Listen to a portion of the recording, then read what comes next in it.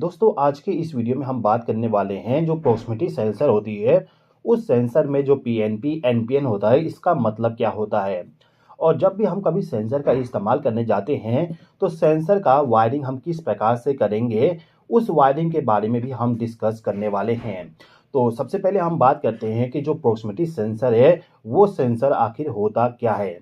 देखिए दोस्तों, जो प्रॉक्सिमिटी सेंसर होता है इस टाइप का जो सेंसर होता है इसके द्वारा आप किसी भी ऑब्जेक्ट को डिटेक्ट कर सकती हो।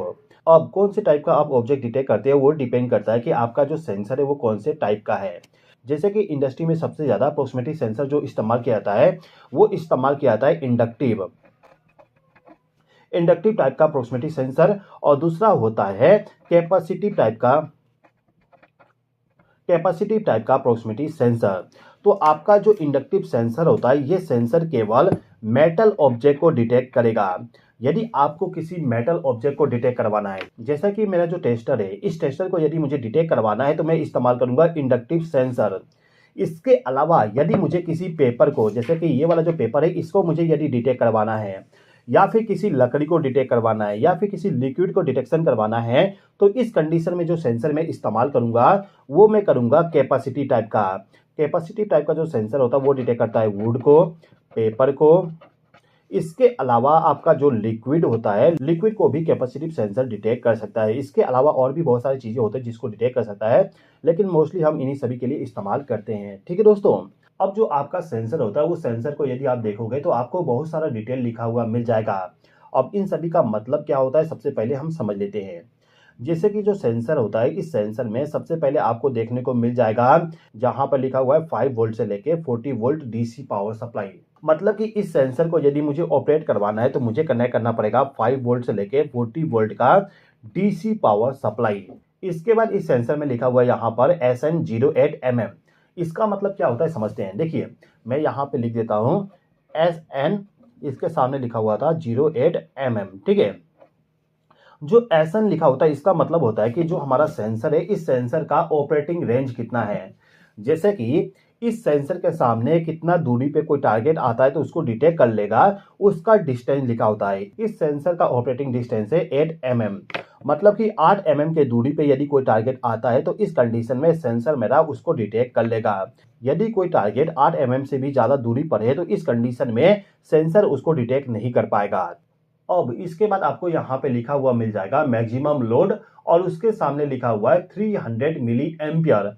मतलब कि इस सेंसर के सामने जो भी मैं लोड कनेक्ट करूंगा, जैसे कि मान लेते हैं कि ये जो मेरे पास में रिले, इस रिले को मैं डायरेक्टली इस सेंसर के साथ कनेक्ट करना चाहता हूं तो जो मेरा रिले, इस रिले का जो करंट होगा वो करंट इस पे जो लिखा गया है 300 मिली एम्पियर, इससे ज्यादा करंट फ्लो नहीं होना चाहिए। मतलब कि इस सेंसर से ज्यादा हम 300 मिली एम्पियर करंट फ्लो करवा सकते हैं।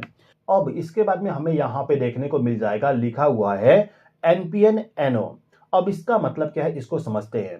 देखिए दोस्तों, जो प्रॉक्सिमिटी सेंसर होता है वो सेंसर यदि आपका डीसी पावर सप्लाई पे ऑपरेट होता है तो इस कंडीशन में आपको दो टाइप का सेंसर मिल जाएगा, पीएनपी, एनपीएन। जो पीएनपी सेंसर है उसका जो पहला लेटर है वो होता है पॉजिटिव, मैं यहाँ पे पॉजिटिव बना देता हूँ। इसके बाद जो सेकेंड लेटर है वो है नेगेटिव। इसके बाद जो थर्ड लेटर है उसका मतलब होता है पॉजिटिव। मतलब कि आउटपुट में आपको पॉजिटिव पावर सप्लाई मिलेगा। इसको आप ज़्यादा ध्यान में मत रखिए, आप केवल ये समझिए कि जो पीएनपी सेंसर है इस सेंसर के द्वारा आपको आउटपुट में पॉजिटिव पावर सप्लाई मिलेगा और जो एनपीएन है इस सेंसर के द्वारा आपको आउटपुट में नेगेटिव पावर सप्लाई मिलेगा। मतलब कि इस सेंसर का कनेक्शन करने के लिए जो हम पावर सप्लाई इस्तेमाल करते हैं, जैसे कि मान लेते हैं कि ये मेरा सेंसर है, ठीक है। इस सेंसर में मेरे पास में टोटल 3 वायर है, ये 3 वायर हो गया, ठीक है। अब जो तीनों वायर, इन तीनों वायर में से मैं क्या करूंगा, इस सेंसर को ऑपरेट करने के लिए पॉजिटिव पावर सप्लाई प्रोवाइड कर दूंगा, यहाँ पे नेगेटिव पावर सप्लाई प्रोवाइड कर दूंगा। और जो तीसरा वायर है इस वायर से जो मुझे सिग्नल मिलेगा, मतलब कि इस सेंसर के सामने जैसे ही कोई टारगेट आता है तो ये सेंसर इसको डिटेक्ट करके एक सिग्नल जनरेट करेगा। और जो सिग्नल होगा वो सिग्नल डिपेंड करता है कि मेरा जो सेंसर है वो कौन से टाइप का है। जैसे कि यदि पीएनपी सेंसर है तो इस कंडीशन में इससे जो सिग्नल मुझे मिलेगा वो होगा पॉजिटिव टाइप का। और यदि मेरा सेंसर एनपीएन टाइप का है तो इस कंडीशन में जो आउटपुट होगा वो होगा नेगेटिव टाइप का, मतलब कि नेगेटिव पावर सप्लाई मुझे मिलेगा। ठीक है दोस्तों, अब ये जो सेंसर है, इस सेंसर में वायरिंग करने के लिए आपको किसी किसी सेंसर में 2 वायर मिल जाएगा, किसी किसी सेंसर में आपको 3 वायर मिल जाएगा, किसी सेंसर में आपको 4 वायर या फिर 5 वायर भी मिल जाएगा। यदि आपके सेंसर में 2 वायर है तो इस कंडीशन में क्या करना होता है कि जो आपका सेंसर का एक वायर है उस वायर में आप पॉजिटिव पावर सप्लाई कनेक्ट कर दोगे और जो दूसरा वायर है उस वायर के जरिए आप लोड को डायरेक्टली कनेक्ट कर दोगे। ठीक है। इसके बाद जो 3 वायर वाली सेंसर होती है उस सेंसर में आपको क्या करना होता है कि जो आपका सेंसर है इसको ऑपरेट करने के लिए आपको पॉजिटिव पावर सप्लाई और नेगेटिव पावर सप्लाई कनेक्ट करना होगा। इसके बाद जो तीसरा वायर होगा उस वायर के जरिए लोड को पावर सप्लाई प्रोवाइड किया जाता है। अब ये जो 3 वायर वाली सेंसर है इसके द्वारा जो आउटपुट सप्लाई मिलता है वो हो सकता है कि पॉजिटिव वाला हो या फिर नेगेटिव वाला हो, मतलब कि आपके एप्लीकेशन के अकॉर्डिंग ही सेंसर का सिलेक्शन करना होगा। लेकिन यदि आप 4 वायर वाली सेंसर का इस्तेमाल करोगे तो जो सेंसर है उस सेंसर को ऑपरेट करवाने के लिए आप पॉजिटिव पावर सप्लाई और negative power supply directly connect कर दीजिए। अब बच गया जो 2 वायर, उन दोनों वायर के जरिए आप लोड को डायरेक्टली कनेक्ट कर सकती हो।